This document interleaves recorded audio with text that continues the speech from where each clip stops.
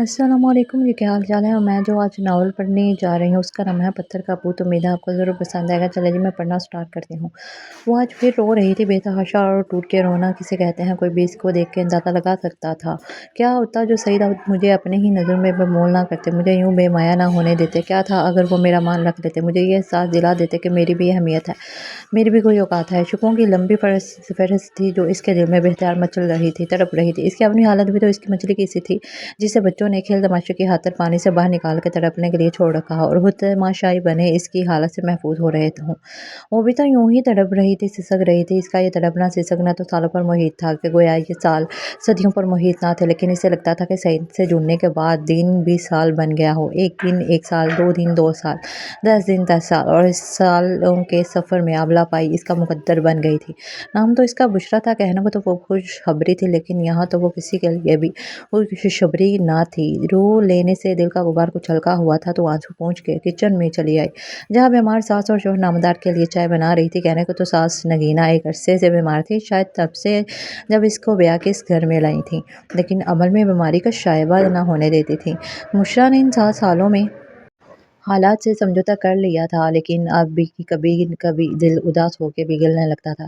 इसकी शादी का 10वां दिन था। वो किचन समेट रही थी। अब सईद इसके पीछे आकर हुआ, यार कभी बस भी कर दिया करो, क्या हर वक्त कामों में लगी रहती हूँ, कुछ टाइम इस गरीब के लिए भी निकाल लिया करो। नई शादी का नया सरूर जो सईद पर छाया हुआ था, इसी खुमार के जेर असर इसके हाथ थाम के किचन से बाहर चला आया, और ये मंजर नगीना की आंखों से ओझल ना रह सका। इसी शाम वो बेटे से गिला करते अपनी आंखें पूंछ रही थी, तुम तो शादी के बाद बिल्कुल ही बदल गए हो बेटा। अभी भी आते ही माँ से मुंह मोड़ लिया, ऐसा क्या तवीज़ घोल के पिला दिया जो तुम्हारी आंखों में मेरे लिए इतनी गहरियत आ गई है। चाय लाती बुशरा ने इतना ही सुना तो अंदर जाने की हिम्मत जवाब दे गई थी। ट्रे थामे हाथ कप कमाने लगे थे। इसकी तो पहले भी दिन से यही कोशिश रही थी कि ड्रामों कहानियों का माहौल अपने घर में ना होने देगी, हर सूरत इन माँ बेटे के दरमियान ना आएगी। अपने तय वो पूरी कोशिश भी करती, लेकिन इसे क्या मालूम था कि वो जब भी ससुराल जाती है तो इसी के दोनों के दरमियान, माँ बेटे के दरमियान सजा बन जाती है के अहम फरीक की सूरत में अपनाते नहीं हैं। फिर ये कांटे की सूरत जो गले में फंस जाता है, जिसे जितना निकला जाए वो इतनी तकलीफ देता है। नगीना ने भी इसे गले का कांटा ही गर्दाना था। फिर आए दिन यही होने लगा। जरा देर को शोहर के पास क्या बैठती थी, नगीना दौड़ के पास जा बैठती, जहाँ पहुँच रही से कपड़े में बुला लेती, आंसू भाई गिले किए, आंसू बहाई के गिले किए जाते, जिसे सही सुन के मन मनाता दूर था, लेकिन माँ की बार रोब आवाज़ में उसकी मरी मरी सी आवाज़ कहीं दब सी जाती थी। ऐसे में वो सोचते क्या हो जाता अगर सईद इसकी सफाई में कुछ बोलते, अपनी माँ को समझाते कि वो ऐसी नहीं है। वो कुछ ना कुछ करते हुए भी कसूरवार ठहराई जाती थी। खुद अपनी सफाई के लिए कुछ भी कहना फजूल था। शोहर से आस लगाई कहीं, लेकिन वो भी टूट गई। वो पहर और दिलगिरफ्ती से अपने मिजाजी हुदा के बारे में सोचती रहती थी। वक्त बीतता रहा। ऐसे में 2 बच्चों की माँ बन गई, लेकिन सास की शिकायत दूर होने के बजाय बढ़ती ही चली जा रही थी। वो दोनों माँ बेटे के पास बैठी तो सास को वो सुइयां लेने वाली बहू लगती थी, वो जो 2 मिनट भी माँ बेटे को अकेला बैठाना देख सकती हो। अगर वो ऐसे किसी हादसे के पेश नज़र दोनों को अकेला छोड़ के बच्चों में मगन होने की कोशिश करती, तो वो भी कसूरवार ठहरती थी। हसद और जलन के हमारे कमरे में जा घुसती है। ऐसे में इसे अपनी अक्ल पर मातम करने का दिल चाहता। लड़की ज़ात हो तो होती ही इस नाजुक आबगीने की मानंद है, जिसकी जितनी हिफाजत की जाए कम है। जिसको ज़रा सी ठेस भी लगे तो वो बिखर जाता है, टूट फूट का शिकार हो जाता है। वो भी तो बिखर ही गई थी, अंदर से टूट गई थी। इसे किसी से कोई शिकायत ना थी, बस एक ख्वाहिश थी जो इसके अंदर पनप रही थी कि अभी तो इसका शरीका हयात इसकी सफाई में 2 बोल बोल दे, इस गुनाह के दलदल से बाहर निकालने के लिए हाथ बढ़ाए जो इसने ना किए ही ना थे। लेकिन हर ख्वाहिश पूरी तो नहीं होती थी। आज सुबह जब इसकी नींद अपने शोहर बच्चों के साथ आए, तो वसबे मामूल किचन में इनके हाथ में तारत के लिए इंतजाम संभाले हुए थे। जब अपने गीना ने अपना पसंदीदा मौजूद दामाद के सामने चढ़ा। वो अल्फाज तो ना थे जो इसकी सास के मुंह से निकल रहे थे, बल्कि वो तो तलवार के वार थे जो इससे बेईमाना चलने करते जा रहे थे। वो ज़मीन में गड़ी जा रही थी। इसने बड़ी आस से किचन की ओर से झांकने की कोशिश की। सईद माँ के चारपाई पर बैठे खामोशी से सुनते जा रहे थे, जैसे कोई पत्थर का बुत खामोश होता है। इसे इस पल वो पत्थर का बुत ही लगा था, जो वो बेजान एहसास से आ रही लड़खड़ाने कुर्सी से टकराई। कुछ होश ना रहा, बस हर सूरत काम करना था तो काम करती चली गई।